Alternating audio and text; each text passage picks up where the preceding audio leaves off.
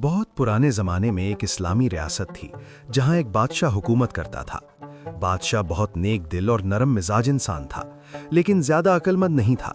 وہ ہمیشہ چاہتا تھا کہ اس کے پاس سمجھدار اور ہوشیار لوگ ہوں تاکہ اس کی سلطنت مضبوط ہو اور دشمنوں پر غلبہ حاصل کرے۔ بادشاہ اکثر پریشان رہتا کیونکہ اس کے مشیر صرف مشورے دیتے اور تنخواہیں لیتے تھے، لیکن ان کی باتوں میں کوئی خاص اثر نہیں ہوتا تھا۔ بادشاہ دل سے دعا کرتا کہ اللہ اسے کسی خاص انسان کی طرف رہنمائی دے۔ ایک دن بادشاہ نے اپنے درباریوں کے ساتھ جنگل کی سیر کا ارادہ کیا۔ وہ سوچتا تھا شاید قدرت میں اسے سکون اور جواب مل جائے۔ جنگل کی خوبصورتی دیکھ کر جب بادشاہ واپس لوٹ رہا تھا تو راستے میں اس کی نظر ایک عجیب نوجوان پر پڑی جو ایک بڑے درخت کے نیچے بیٹھا خود سے باتیں کر رہا تھا۔ دور سے وہ پاگل لگ رہا تھا۔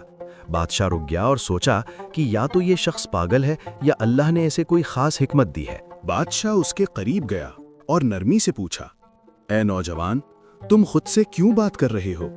نوجوان نے بڑی ہمت سے جواب دیا، پاگل تم ہو اور تمہاری رایا بھی، میں بالکل ٹھیک ہوں۔ میں تو چاہتا ہوں کہ اس جنگل کو کاٹ کر یہاں بڑے بڑے محل بنائے جائیں اور میں ان محلوں کا بادشاہ بن جاؤں۔ اس کی بات سن کر سب حیران رہ گئے۔ درباری جلنے لگے اور سوچنے لگے کہ اگر یہ بادشاہ کے قریب ہو گیا تو ہماری اہمیت کم ہو جائے گی۔ پھر بھی انہوں نے بادشاہ کو مشورہ دیا کہ اسے محل لے چلو۔ بادشاہ نے اس نوجوان کو ساتھ لے لیا۔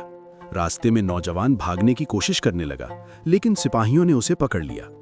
جب وہ محل پہنچے تو لوگوں کی بھیڑ جمع تھی۔ لوگ خوشی سے کہہ رہے تھے، بادشاہ سلامت، اللہ نے آپ کو بچا لیا۔ جس راستے سے آپ جا رہے تھے وہاں دشمن گھات لگائے بیٹھا تھا، لیکن آپ راستہ بدل کر بچ گئے۔ بادشاہ سمجھ گیا کہ یہ سب اس عجیب نوجوان کی وجہ سے ہوا۔ اس نے حکم دیا کہ اس نوجوان کے لیے دربار میں خاص کرسی تیار کی جائے، لیکن مشیر اس سے سخت نفرت کرنے لگے اور اس کے خلاف سازشیں بنانے لگے۔ ایک دن انہوں نے نوجوان کو دھوکہ دیا اور کہا، ہمارے دربار کی روایت ہے کہ بادشاہ کو جگانے کے لیے اسے تھپڑ مارا جاتا ہے۔ نوجوان معصوم تھا، اس نے بات مان لی اور اگلے دن بادشاہ کو زور سے تھپڑ مار دیا۔ بادشاہ کا تاج گر گیا اور تاج کے نیچے سے ایک زہریلا بچھو نکل آیا۔ بادشاہ سمجھ گیا کہ اگر تاج سر پر ہوتا تو بچھو کاٹ لیتا۔ بادشاہ نے نوجوان کو گلے لگا کر کہا، تم نے میری جان بچا لی۔ پھر مشیروں نے دوسرا منصوبہ بنایا اور کہا، بادشاہ کی کرسی کھینچ لینا، تمہیں انعام ملے گا۔ نوجوان نے ایسا ہی کیا، لیکن بادشاہ گرنے سے بچ گیا۔ اس نے دیکھا کہ کرسی کا ایک پاؤں پہلے سے ٹوٹا ہوا تھا۔ بادشاہ نے پھر نوجوان کی تعریف کی اور کہا، تم نے مجھے پھر بچا لیا۔ اصل بات یہ تھی کہ بادشاہ کا اللہ پر بہت یقین تھا۔ وہ ہر رات سورۃ الانعام کی آخری 3 آیات دل سے پڑھتا تھا۔ بادشاہ مانتا تھا کہ اللہ ہی اصل حفاظت کرنے والا ہے۔ ان مبارک آیات کی برکت سے اللہ ہر لمحہ بادشاہ کی مدد کرتا۔ جب بھی کوئی خطرہ قریب آتا، اللہ اسے ایسے طریقوں سے بچا لیتا جو بادشاہ سوچ بھی نہیں سکتا تھا۔ بادشاہ سمجھ گیا کہ صرف عقل یا قسمت نہیں، بلکہ اللہ کا کرم اور قرآن کی برکت اس کی حفاظت کر رہی ہے۔ بعد میں بادشاہ نے اس نوجوان کو فوج کا سردار بنا دیا۔ ایک جنگ کے دوران ایک شیر نے دشمن بادشاہ پر حملہ کر دیا۔ نوجوان نے بہادری سے شیر کو مار کر دشمن بادشاہ کی جان بچا لی۔ اس نیکی کی وجہ سے دونوں ریاستوں میں صلح ہو گئی اور لوگ اس نوجوان سے محبت کرنے لگے۔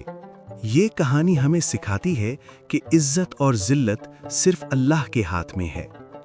جب اللہ کسی کو بلند کرنا چاہے تو دنیا کی کوئی سازش اسے گرا نہیں سکتی۔ اگر آپ بھی مشکلات، دشمنوں، خوف یا حسد میں مبتلا ہوں تو سورۃ الانعام کی آخری 3 آیات ہر رات سونے سے پہلے پڑھیں اور اللہ سے دعا کریں۔ اس وظیفے کی برکت سے اللہ آپ کو ہر بری چیز سے بچائے گا، پریشانی دور کرے گا اور ہر مشکل کا حل آسان کر دے گا۔